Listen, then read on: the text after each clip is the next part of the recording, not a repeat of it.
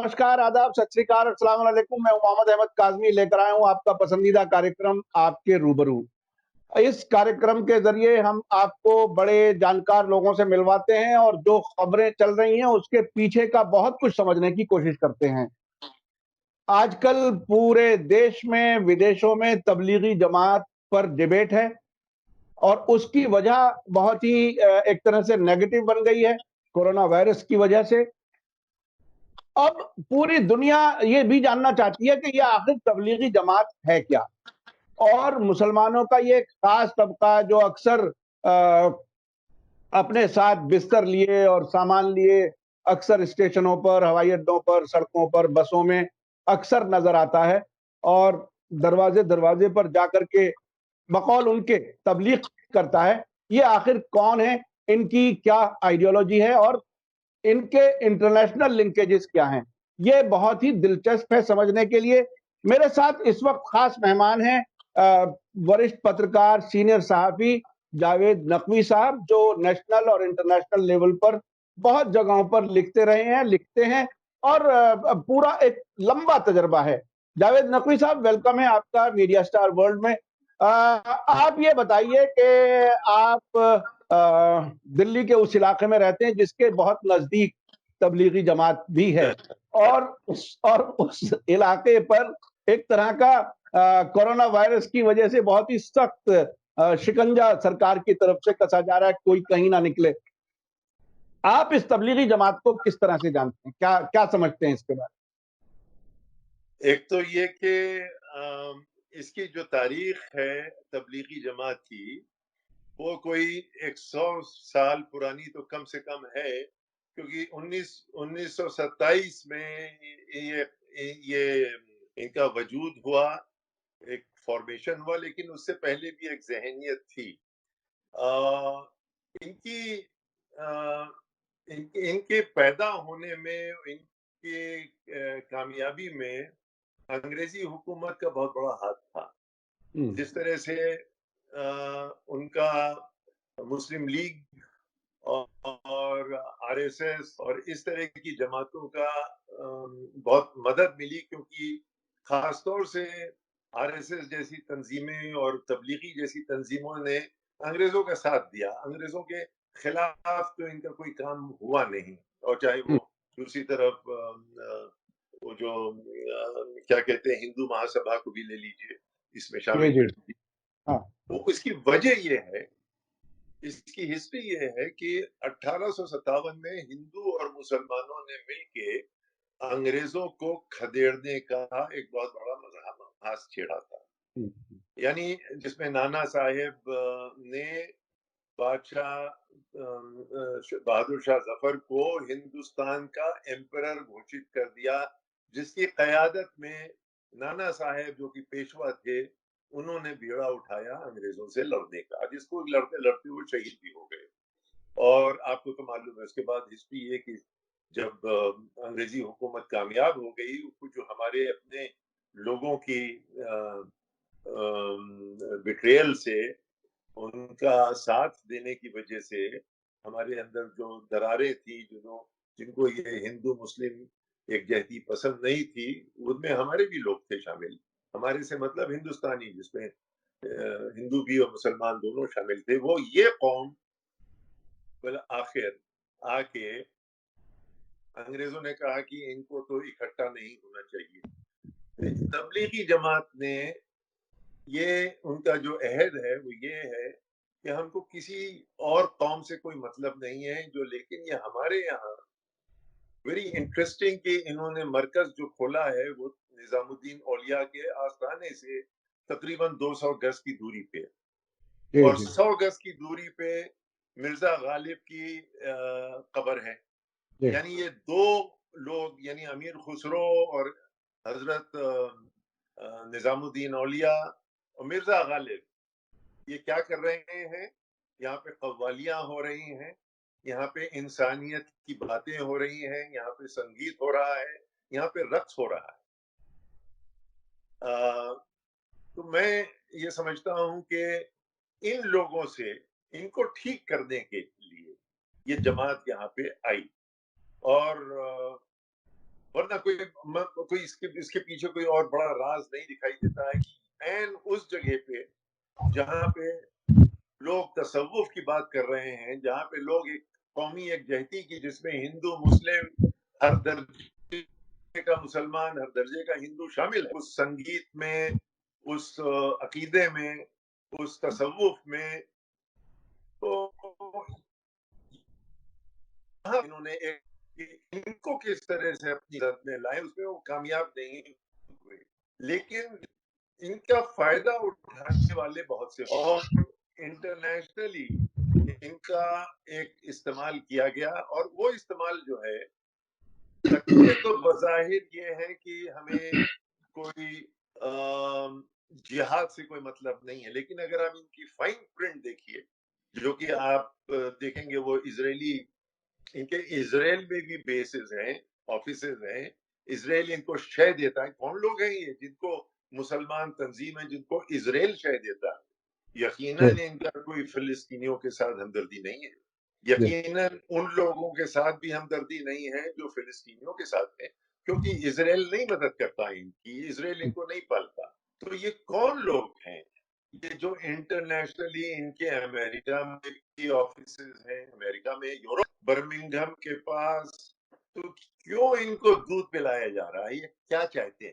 تو ان کا کام آپ کو دیکھیں گے کہ آئیسس میں دکھائی دے گا۔ یہ خود کہتے ہیں کہ ہم جہاد کے خلاف ہیں، لیکن فائن پرنٹ یہ کہتی ہے اگر ہم کو تبلیغ کی اجازت، یعنی اپنی پریچ کرنے کی اجازت ملتی ہے تو ہم صرف مسلمانوں میں کام کرتے ہیں، لیکن اگر وہ اجازت نہیں ملتی ہے تو پھر ہم جہاد کے لیے مجبور ہو جاتے ہیں۔ یہ وہ خطہ ہے جس نے سیریا کو اور عراق کو تباہ کرنے کی پوری مہم چھیڑی، جس میں کی آئیسس نے اور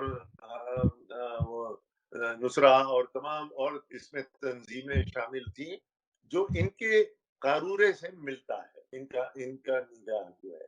لہذا ان کو اندرا گاندھی نے بھی ایک وقت آیا کہ جب دیکھا کہ یہ تو بڑے کام کے لوگ ہیں اور انٹرنیشنلی ان کا استعمال ہو رہا ہے، تو کہیں ایسا تو نہیں ہے کہ یہ ہمارے خلاف ہو جائیں۔ تو لوگ گئے خفیہ، 70s کی بات ہے، جب ہماری دوستی سوویت یونین سے تھی، ہم ایک پاکستان سے ایک جنگ جیت چکے تھے اور بنگلہ دیش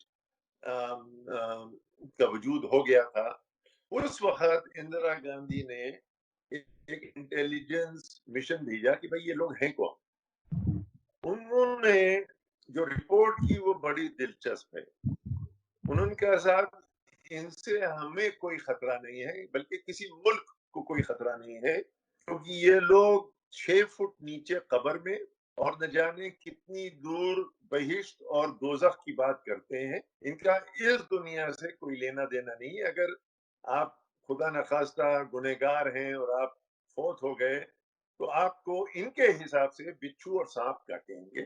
ان کی دلچسپی اس میں ہے کہ آپ کو کس طرح سے بچھوؤں سے اور سانپوں سے بچایا جائے اور کس طرح آپ کو دوزخ کی آگ سے بچایا جائے، جس کا کی طریقہ غالب بھی بتا چکے ہیں، جس کا طریقہ حضرت امیر خسرو کے پاس ہے، جس کا طریقہ نظام الدین اولیاء کے پاس بھی تھا، لیکن ان سب کو کنڈم کر کے آپ آگے بڑھنا چاہتے ہیں۔ تو آپ کی نیت تھوڑی سی کہیں ڈگمگائی ہوئی ہے۔ تو یہ ہے ان کا لب لباب، یہ ہے ان کو کمار اشرف صاحب جو ہسٹورین تھے بہت بڑے، وہ کہتے تھے کہ یہ آ گئے یہ چھوٹے بھائی کا پیجامہ بڑے بھائی کا کرتا پہنے ہوئے۔ واقعہ یہ ہے کہ ہم جب علی گڑھ میں پڑھتے تھے یہ لوگ بہت ہم کو بور کرتے تھے، آئیے اخلاص لائیے، آئیے محنت کیجیے، اور جو لوگ پڑھنے لکھنے والے لوگ تھے ان کو بہت دور رکھتے تھے۔ اس کے بعد بھی ان میں ایک خوبی یہ ہے کہ یہ بہت ڈسپلن لوگ ہیں، اور یہ ڈسپلن آپ کو آر ایس ایس میں بھی ملے گا۔ یہ صبح صبح اور وہ اس کے بعد جو چیزیں ہوتی ہیں، جو ذکر ہوتا ہے، جو قرات ہوتی ہے، جو قرآن خوانی ہوتی ہے رمضان میں اور دوسرے موقعوں پہ، اس میں یہ بڑے پیش ہوتے ہیں۔ ان کا ڈسپلن جو ہے وہ قابل رشک ہے۔ یہ تو ماننا پڑے گا، لیکن اس ڈسپلن کا یہ بہت ہی خراب استعمال کر کے یہ ایک جو ریفارم لانے کی کوشش کر رہے ہیں بہت ہی ریگریسو ہے. کہنے کو تو یہ ہے کہ ہم اس طرح کا اسلام لانا چاہ رہے ہیں جس میں اتنی بڑی داڑھی ہو اور اتنا اس طرح کا لباس ہو اور اس طرح کا رکھاؤ ہو، لیکن وہی لوگ ایگزیکٹلی وہی بات کہہ رہے ہیں جو آئیسس نے کرنے کی کوشش کی، اور آخر میں وہ پھر آئل پالیٹکس میں ہی تبدیل ہو جاتی ہے. تو میں سمجھتا ہوں کہ یہ ان کے اوپر نگاہ رکھنے کی ضرورت ہے، لیکن ساتھ میں یہ بھی ہے کہ ہمارے ہندوستان کی میڈیا جس کے پاس آیوڈین کی بڑی ڈیفیشنسی ہے، اس سے کرٹنزم پیدا ہوتی ہے، اور وہ اس کو لے کے دوڑ گئے کہ یہ تو صاحب مسلمان ہے اور مسلمانوں کا تو اور مسلمان گندے ہوتے ہیں اور دیکھیے کس طرح سے رہتے ہیں. ارے بھائی آپ نے ان کو اس طرح سے رہنے پہ مجبور کیا، آپ نے ان کو گیٹوز میں بنا دیا، آپ نے ان کو غلاظت دی، آپ نے سویج سسٹم نہیں دیا. آپ چاہتے ہیں کہ آپ وہیں رہیں، نظر کے سامنے نہ آئیں، لیکن وہ ریڑھی والے پہ حملہ کی صاحب اس میں تو کرونا وائرس ہے اور یہ بیچ رہا ہے. یہ تو ایک ایک قسم کا زہر اگلا جا رہا ہے جو کرونا وائرس سے، کرونا وائرس 2002 میں نہیں تھا گجرات میں، لیکن وہ زہر آج بھی اگلا جا رہا ہے. اب اس کا بہانہ دوسرا ہو گیا. تو تبلیغی جماعت کے چکر میں ہم لوگ گویا کہ یہ نظام الدین اولیاء پہ جو پورے علاقے میں جو مصیبت آئی ہے اور سیل کر دیا گیا ہے، یہ تھوڑا سا اوور کر دیا گیا ہے اس کو. لیکن خدا کرے کہ اس سے کوئی مدد ملے سرکار کو اور عوام کو کہ شاید ہم اس کمی کو پورا کر پائیں جو تبلیغی جماعت کی وجہ سے شاید خاصا تکلیف دے گئی لوگوں کو اور کئی لوگوں کی جانیں چلی گئی. تو یہ جو ایک جہالت کا مشن ہے جس کی وجہ سے پاکستان میں لوگ پریشان ہیں. پاکستان میں بڑی شور مچ رہا ہے کہ تبلیغی جماعت پہ پابندیاں لگائی جائیں، کیونکہ یہ پھر بسد ہیں. ابھی رمضان آئے گا، اس کے بعد عید آئے گی، اس کے بعد وہ جو ایک قسم کا ہجوم ہوتا ہے اور ایک قسم کی جماعت با جماعت نماز پڑھنا، یہ سب چیزیں بڑی چل رہی ہیں. جبکہ بڑی بڑی جگہوں سے، مکہ مدینہ سے اور ایران سے اور تمام جگہوں سے جہاں پہ اسلام کا جو مرکز ہے، وہاں سے بات آ چکی ہے کہ دیکھیے صاحب آپ کوئی ایسی چیز نہ کریں جس سے کہ انسان کو انسان سے خطرہ ہو اور یہ کرونا وائرس کی زد میں نہ آ سکیں. اس کے لیے پوری کوشش کیجیے، پوری سوشل ڈسٹینسنگ آپ رکھیے.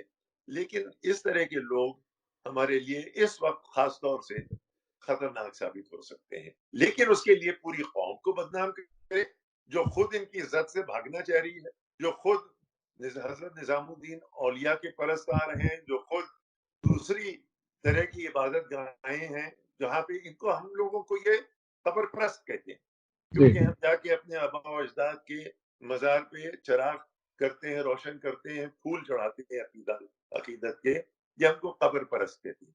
تو یہ ہم سے نفرت کرتے ہیں لوگ. تو ہم مسلمانوں سے یہ نفرت کرتے ہیں. یہ بہت زیادہ خلوص کے وہ نہیں ہے، جڑ اور پودا نہیں ہے ہمارے لیے. تو محتاط رہنے کی ضرورت ہے. اچھا جاوید صاحب، آپ نے دو باتیں کہیں کہ یہ وہی لوگ ہیں جو ISIS کا نظریہ ہے، وہی لوگ ہیں جو جن کے اسرائیل میں کنیکشنز ہیں، جن کے UK میں ہیں، USA میں ہیں. تو یہ کیا ان کو مسلمانوں کی امیج خراب کرنے کا کام دیا گیا ہے؟ یہ ان کے اس طرح سے کام آتے ہیں کہ آپ مسلمانوں کو بدنام کرنے کے لیے ایک ایلیمنٹ ایک چیز تیار رہے.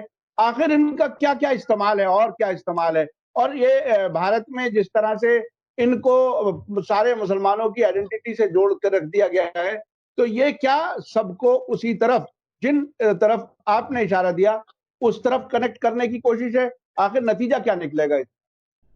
نہیں، نتیجہ یہ نکلے گا کہ یہ بہت بڑا خطرہ پوری دنیا کو اس سے لاحق ہے. جیسے کہ اگر آپ آئیسس جیسی تنظیموں کو چھوڑ دیں گے بے لگام، تو پھر اس میں روس آئے گا، پھر وہاں پہ امریکہ آئے گا، پھر وہاں پہ یہ ساری چیزیں ہو رہی ہیں. ہماری نظر کے سامنے، اور ان کو پالا جا رہا ہے اسرائیل میں، پالا جا رہا ہے امریکہ میں، یورپ میں بھی. تو آخر میں یہ کہتے تو ہیں کہ ہم جہاد والے لوگ نہیں ہیں، تب تک جب تک ہم میں تبلیغ کی اجازت ہو. جی لیکن اگر آپ سیریا میں اور عراق میں اپنے خرافات لے کے پہنچیں گے تو ظاہر سی بات ہے وہاں پہ آپ پہ کچھ انکش لگائے جائیں گے. لہذا آپ وہاں پہ آئسس کو کھڑا کر دیں گے کہ مارو اور توڑ پھوڑ کرو، کیونکہ ہم کو وہ زندگی چاہیے، وہ دنیا چاہیے جو حضرت ہمارے پروفٹ کے زمانے میں ہوا کرتی تھی، وہ زندگی چاہیے. اب آپ کو کس نے بتایا یہ کون سا یہ علاج ہے کہ دنیا کے سارے مسلمان جو ہیں، جو عقیدہ رکھتے ہیں پروفٹ محمد میں اور اللہ میں، وہ آپ کی طریق سے کیوں مانے؟ آپ کا کون سا طریقہ ایسا ہے جسے کہ آپ پاکستان میں بھی واویلا ہو رہا ہے، پوری دنیا میں خل فشار مچا ہوا ہے آپ کی وجہ سے، اور مسلمان زیادہ پریشان ہیں. جی لیکن یہاں پہ اس کا دوسرا امیج بنایا جا رہا ہے، اور اس کی مصلحت ہے کہ ہمیں بہار بھی جانا ہے، بنگال بھی جانا ہے، ساری جگہ فتح کرنی ہے، اور وہ بھی چلانا ہے، لاز بھی چلانے ہیں کس طرح سے مسلمانوں کو اور اس کو سب کو الگ تتر بتر کر دیا جائے، اس کو شہری بنایا جائے، کس کو نہیں بنایا جائے. یہ ساری چیزیں غلاظت جو ہے، یہ ابھی کرونا وائرس اس کو وہ جو صابن سے جو چیز صاف ہو جاتی ہے، جی ہم چاہتے ہیں کاظمی صاحب آپ کوئی ایسا صابن ایجاد کریں جس جی سے یہ فاسی وادی طاقتیں بھی صاف ہو سکیں. جی جی جی جی. اچھا، ایک دو چیزیں اور جو آپ نے بتائیں.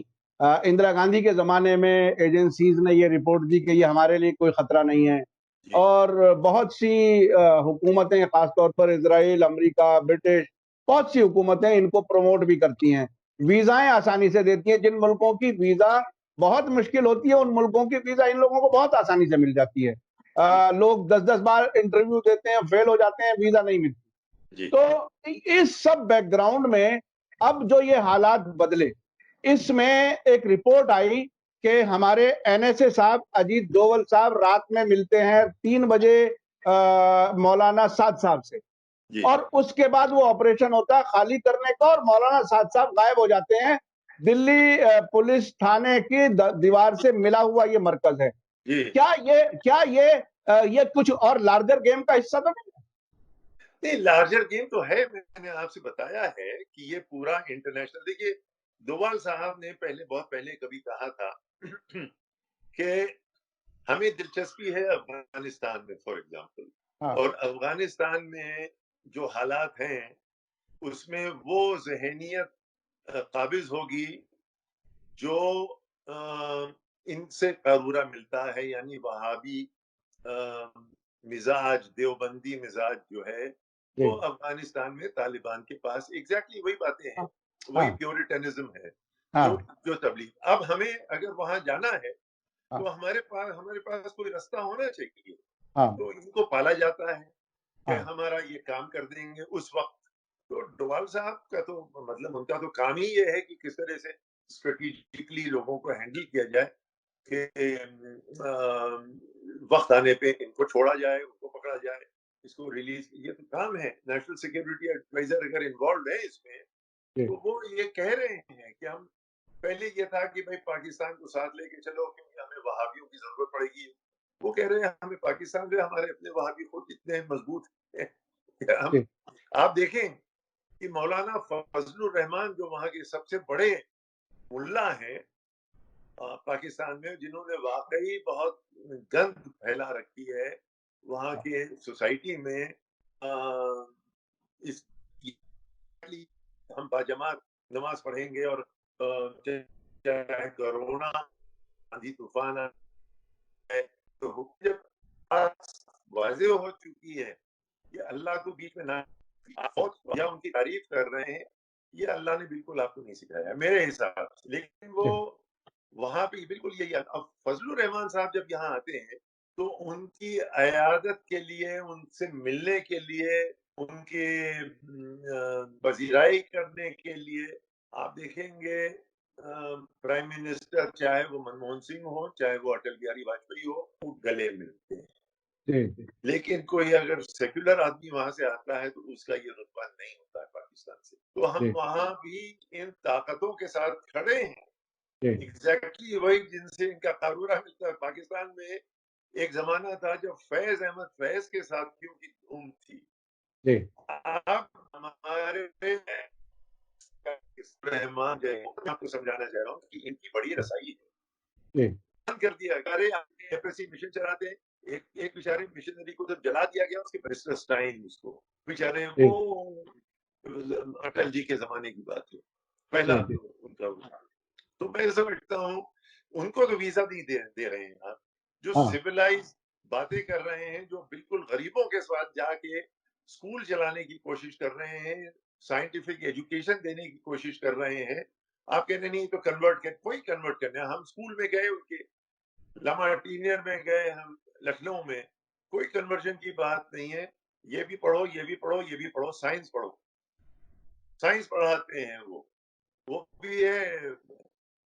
مشنری اسکول تھا, سائنس پڑھا, جس کی وجہ سے آدھی بیوروکریسی تو, اور آدھی شاید منسٹرز بھی آپ کو ایسے ملیں گے. اڈوانی جی تو پڑھے اس میں, مشنری اسکول میں, تعریف بھی کرتے ہیں اس کی.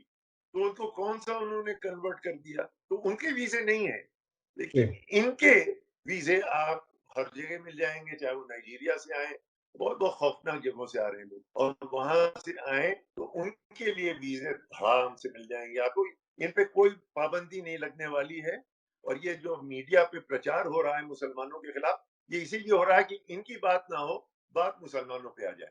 اگر یہ تبلیغی جماعت تک فوکس رکھتے تو ہم بھی کہتے کہ ہاں اس پہ ہونا چاہیے ڈسکشن. لیکن یہ انہوں نے تو بالکل اس کو الٹا کر دیا, ان کو بیچ سے سرکا دیا گیا ہے, اور ڈسکشن ہو رہا ہے مسلمان ریڑھی والا جو سنترے بیچ رہا ہے, اس مصیبت میں اس کی جان پہ خود بنائی ہے. وہ چوکیدار ڈیفنس کالونی میں لوگوں, گھر والوں کو کورونا وائرس کا انفارچونیٹلی افلکشن ہو گیا. چوکیدار کو مسلمان تھا, اس کو بلیم کر رہے ہیں کہ اس نے کر دیا. اس کا بیچارے کا ٹیسٹ ہوا, وہ نیگیٹو پایا گیا. تو کہاں سے آیا یہ؟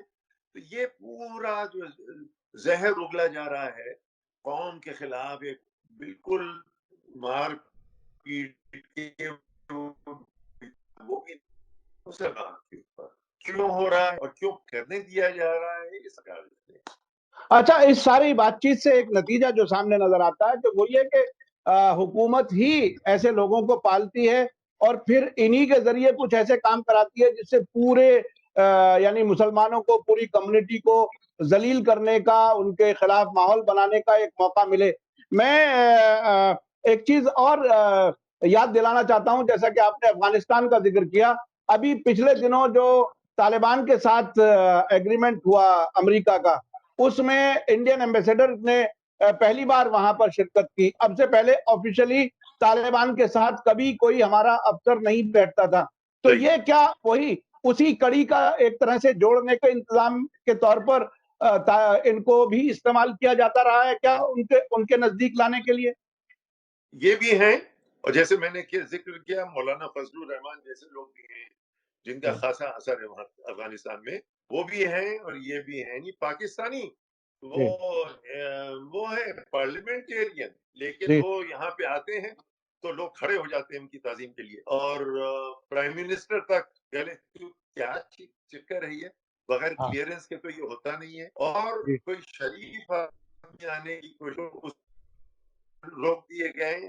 فیض احمد فیض کی بیٹیاں آیا کرتی تھی یہاں پہ, ہولی ہو, دیوالی ہو, گلے ملنے بیٹھی ہوئی ہیں, بالکل الگ تھلگ. ان کو چھوڑ دیا گیا ہے کہ نہیں اب آپ تو یہ جو لارجر الائنس, ہے یہ اسی کا حصہ ہے. اس کا مطلب امریکہ, سعودی عرب, الائنس تو ماننا پڑے گا. ہاں, ایک قسم سرکار کو ہماری ضرورت نہیں ہے, سرکار کو سرکار کو دانشوروں کی ضرورت نہیں ہے, چاہے وہ مسلمان ہو یا جو بھی ہو. ضرورت ہے اسی قسم کے عناصر جو جہالت پھیلائیں. مجھے تو یہی لگا یہ جو ان کا فارمولا ہے وہی آپ دوسری طرف دیکھیں گے. کا علاج یہ ہے, فلانی چیز پی لو تو اس کا علاج مل جائے گا.